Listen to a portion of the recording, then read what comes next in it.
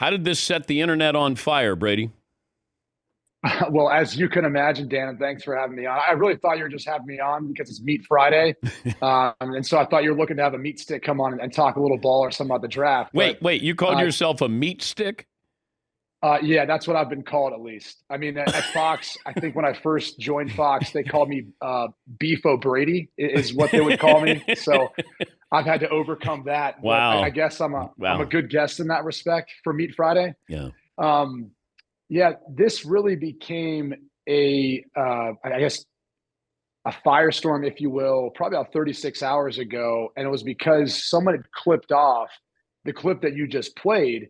But what they did was they created a headline that created this kind of false narrative in regards to the entire focus being about the Manning Passing Academy and CJ Stroud's decision not to go, which was odd because, one, it wasn't the first time that we had talked about that, maybe on that podcast, but on Two Pros and a Cup of Joe, we had talked about that probably a couple of other times months ago, in regards to, hey, if there's any concerns about CJ Stroud, what have you heard, either from executives, people who are within the industry, who are insiders? And so I kind of brought that up. But of course, no one actually listened to even the clip that you just played, where if you listen to the clip, I think you could understand then that I was very complimentary of CJ Stroud, both in my impression of him, in my assessment of him. And I'm pretty sure either on this show or definitely on Big Noon Kickoff, I'm the guy who said he was going to win the Heisman last year. So it was a little bit odd to me that there was such a visceral reaction to really just the headline. And all it showed me was no one actually listened to the podcast. No one even clicked the link to listen to the actual quote from that clip.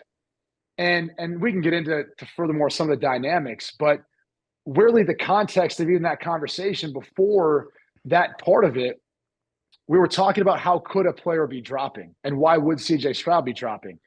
And so I actually personalized it and talked about, my experience going through the draft. And that's why I'm pretty sensitive to this kind of stuff for a lot of quarterbacks, because it's hard to overcome stigmas that get attached to you. I mean, Dan, I'm not sure if you can believe this, but when I was coming out, I'd heard this kind of leading up to the draft. And there was a national radio show host at the time who was like, I'm hearing he's too jacked. He looks like a savage without his shirt on. It's affecting his accuracy. Not sure if he's going to be able to do that. I don't know what national radio show host that could be, but I remember hearing that sort of thing. And it kind of stuck with me throughout the course of my career. It's like, oh, he's too built or too muscular. We've heard that a little bit about with Will Levis.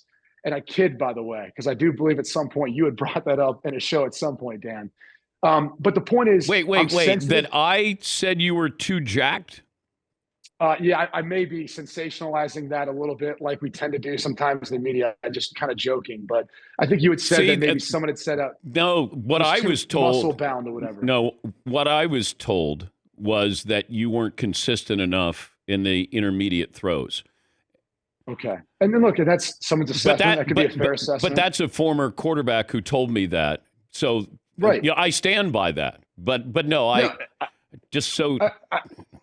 I understand. Okay. And all I'm pointing out is when the muscle bound thing came up about Will Levis, people then started saying, well, yeah, just like Brady. And I was like, okay. But let me go back to the Manning stuff, though, because that. Well, let me finish this point and we'll go back to it. Okay. But the reason why I bring that up is because, and I'm sensitive to it, because I think a lot of times first impressions mean everything in the NFL. When you come into the league, especially nowadays with the way the media cycle works, you have a small window. And if you have this stigma attached to you and you can't overcome that, it becomes very hard to overcome that over the course of your career. And it really blew my mind when I saw the reaction from people like Ryan Clark, like RG3, or even Jalen Ramsey and Quandre Diggs, guys who I've never spoke to them. They don't know anything about me, my work ethic, film breakdown, anything else. And obviously didn't listen to the clip. Because even as I talked to Ryan Clark last night, and I think as he heard it, he then kind of realized, okay, he was much more complimentary than I realized. So, I think it became a little more controversial for a couple of reasons. Probably because people just read the headline. That's one. And the other because I do think people are sensitive to, and especially when you have David Mulugeta, who is CJ Stroud's agent, who's also Jalen Ramsey's agent, who's also Quandre Diggs' agent, who Ryan Clark's very comfortable and close to, who's also trying to protect the reputation of his client. The problem that he needs to worry about is not me.